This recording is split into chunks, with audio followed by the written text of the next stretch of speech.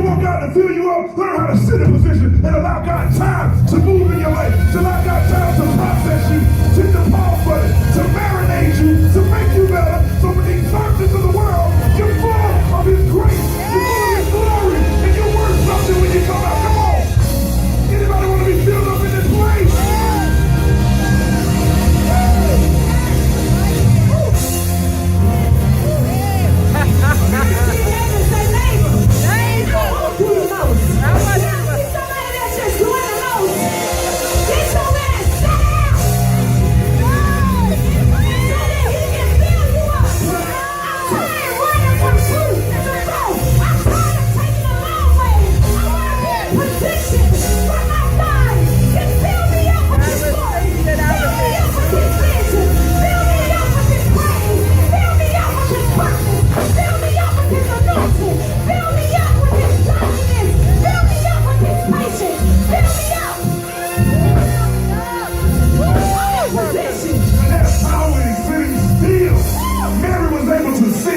In the feet of Jesus Christ. He filled her right on up, man. Look at somebody say, fill me up. And overflow. Fill me up. Just press pause on your life. It's okay. There's nothing wrong with it. See, what's happening is many of us have formed this mind frame that it's bad to sit still. Come on, it's not a bad thing to sit still and wait on God. He said, they that wait on the Lord, He shall renew their strength. Anybody need your strength renewed? You can go through all kind of hell, all kind of frustrations, all kind of negativity, but God said, I will renew you through all your negativity. Sit still and wait on me.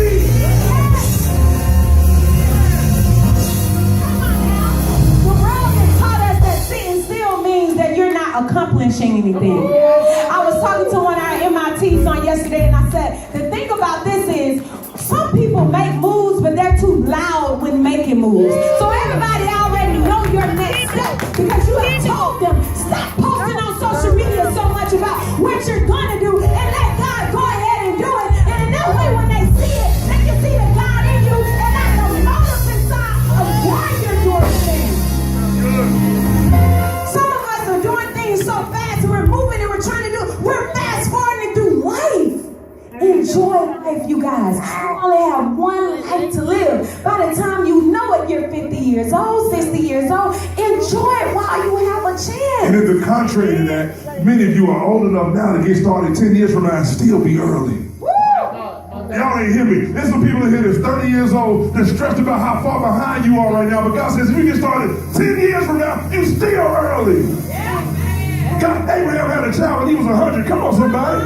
When you still walk in the presence and the favor of God, it ain't never too late. Talk to me. Yes. I'm done. I digress. Next point, last point to have. See clearly. I want to put a D on the end of this C though. I want to put an N on the end of the C and say seed clearly. Yeah. Seed clearly. But Martha was distracted by all the preparations that had to be made. She was distracted. So what happened was her vision for the situation was tainted. She couldn't see clearly. It was cloudy because of her distractions. How many of us got distractions or have had distractions in the past to throw us off from the visions that God has given us? We set forth to do some things. We had some great ideas. We had some visions. We had some businesses. We had some ideas to make more money, but things around us begin to distract us. Georgia Powell said, the money you want to go and go buy that product for your business, you got a $400 light bill this month. I'm sorry. You can't have no vision this year. The car, we coming in your driveway to get it. So this year, you ain't going to be able to start that tax company or that thing you want to do right now because we need you to catch up on your car note. How many of us have had distractions? Let's just be honest. We might not be in the struggle right now, but we've been through the struggle. Let's just admit it. So because her vision wasn't clear, she couldn't cast vision for her next season. I'm saying this to you all today. God wants you to cast vision. The reason I say put a D on the end of that C is because it's seed for your next season is vision. So I'm going to break it down. We always talk about gratitude, the seed for more. Honor, the seed for access. We always say these things. Right now, vision is the seed for provision. Hear me. So what happens is many of us are like, God, I've got these ideas, but I don't have enough money. God, I want to do this, but I haven't. God, can you help me? Fill me up. God says, sit still long enough to cast vision. And I'll give you provision. I'll give you a better example than that. What happens is right now in about 3 months, everybody in this room, or most people in this room that have kids, that haven't cheated on Texas and got caught, will get a refund check. Tell the truth, shame the devil. Y'all know y'all be stealing money. and y'all be hood rich for about 2 weeks. Y'all be just balling like, oh, well, I'll pay for that. I don't bother. I don't care. I'll get those extra, throw some extra biscuits on that Red Lobster. I'll pay for that. It's fine. Did you bring me another set of biscuits, please? For about 2 weeks, then we right back at the altar. God help me, Lord.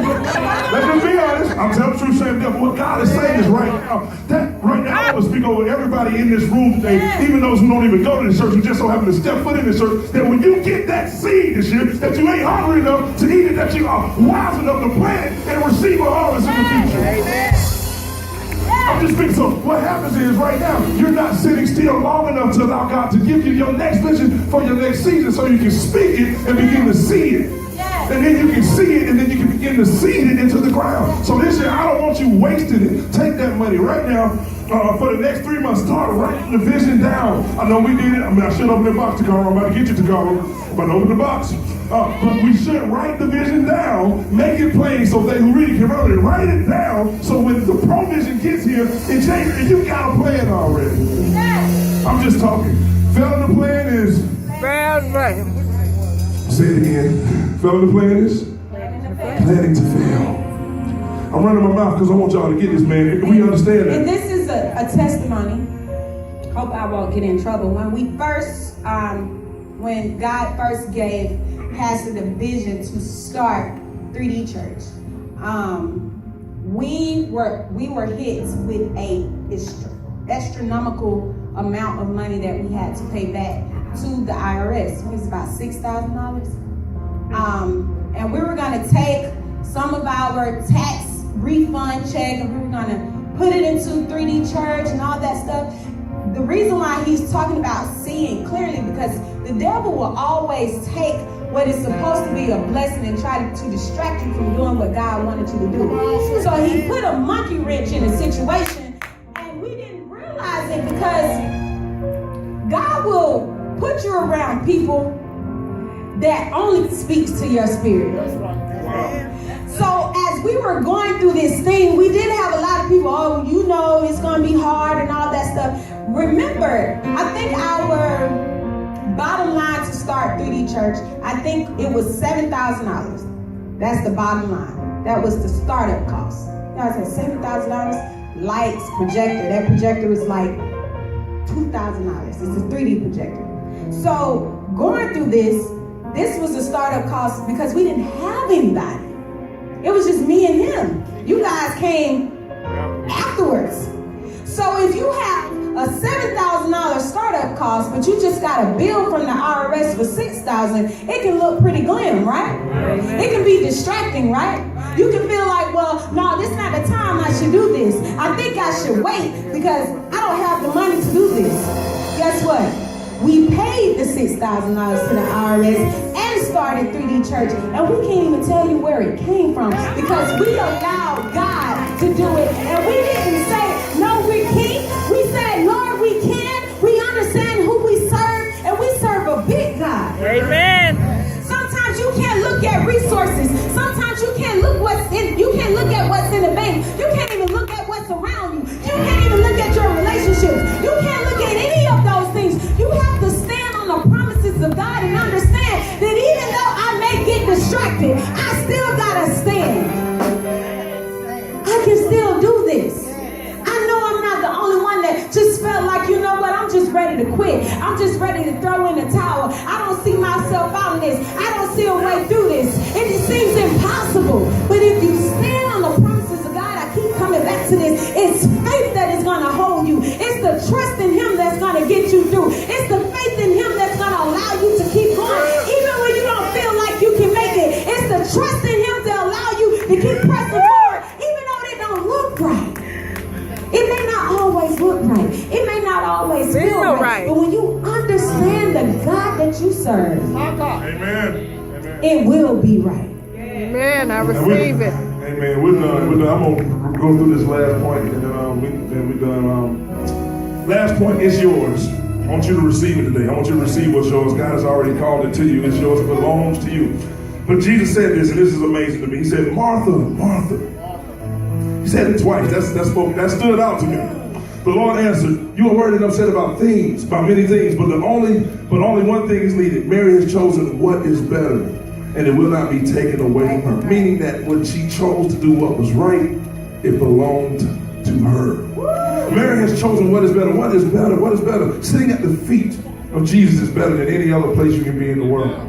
They call it the disciples position. And this is something I want to, contrary to popular belief, I want to help somebody today that doesn't believe that women should do in church. I want to come against that old stale mentality of leadership in church. This right here is an example because she chose to sit at the feet of Jesus. If you look at Paul sat at the feet of Jesus. Judas, before he betrayed him, sat at the feet of Jesus. He kissed him. When you sit at the feet of Jesus, you are in the disciples position, and he's filling you up with a discipleship mentality. Meaning that you're to go forth and make disciples. Women can preach in church too. Come on, somebody should clap right now. Amen. Y'all don't understand how many women have been in bondage in their mind that they can't participate in serving in the front of church. I'll come against that. That's first and foremost sidebar, has nothing to do with the message, but I want to release that. It is yours, man. And how about this? When we were out of order, God called our name. He said, right here, he said, Martha, Martha. At one point in life, he said, Marshall, Marshall, come on. He said, Julie, Julie. He said, Reggie, Reggie. I need you to get it together. Come on, Daphne, Daphne. He said it twice. He called you constantly to get your attention. Some of us have missed it. Some of us have missed the call, and God says, but that song, that's why that song reigned in this place today, and it made us come into a spirit of gratitude because he waited. Don't have anybody grateful that he waited on you. He called your name and you didn't answer. Come on, Jonah. All you Jonah people, he called you. He called you, man. He called you. Just receive today. If you don't mind for a few minutes, man, just stand up. Just stand up and begin to profess in the atmosphere the things you want God to do for you in this next season. The things you want, just start to talk. It's no form or fashion. No, just begin to speak out loud. Don't be ashamed, brother. You ain't too cool, sister. You ain't too cute. Just talk to your God. Just begin to speak in this atmosphere exactly what you want God to do for you in your next season. Let God know, God, I'll wait on you, God. God, I promise you, I'll wait on you to tell me when to move, God. But tell me what you want from me. Man, begin to open up your heart to him today. Ask him to fill you up. Say, God, I'll sit still long enough. I promise you, I'll sit still long enough. Talk to him. Begin to speak it. I just let a sweet sound into this room right now. Just speak it. Perfect credit. If it's perfect credit you want, begin to speak it out your mouth. If it's a man, ain't no shame in that. Begin to speak. God, begin to send me a husband. Speak it. If it's a healthy relationships, if it's a healthy body, speak it. In this next season, man, I do believe that what you speak and declare in the atmosphere, that God will meet you there and you'll begin to see it happen. Begin to declare the things of God. Don't be afraid not to see it. A lot of us speak things because we're fearful that we may not ever see them. God has not given us a spirit of fear, but of power. He's given you that power to speak over that thing. He's giving you love, because love covers a multitude of sin. No matter what you have done on yesterday, he's giving you the love to cover whatever that is. And a sound mind, a mind to think straight, a mind to obtain the things that he has set for you, a mind to come up with a plan, a mind to say that I can't do it. He's giving you not the spirit of fear, but power, love, and a sound mind. Don't allow fear, don't allow what people have done or what people have said or what you even see in front of you right now to keep you from speaking those things into existence. We said at the first of the year, what you speak in this season will be what you see in this season. There is power in what you say. There is power in what you do. There is power on how you think. There is power because he has given you that power. We don't want to fast forward through life. We don't want to miss the position. We want to be filled up by him. We want our visions to go the way he wants them to go, not the way that we want them to go. Thank you, Jesus. There's anybody in this room that's declaring it's yours right now. Begin to give God praise in this place. It's yours. You deserve it. You've earned it.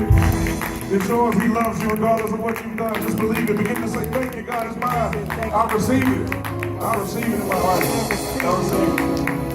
The word was for anybody today. Anybody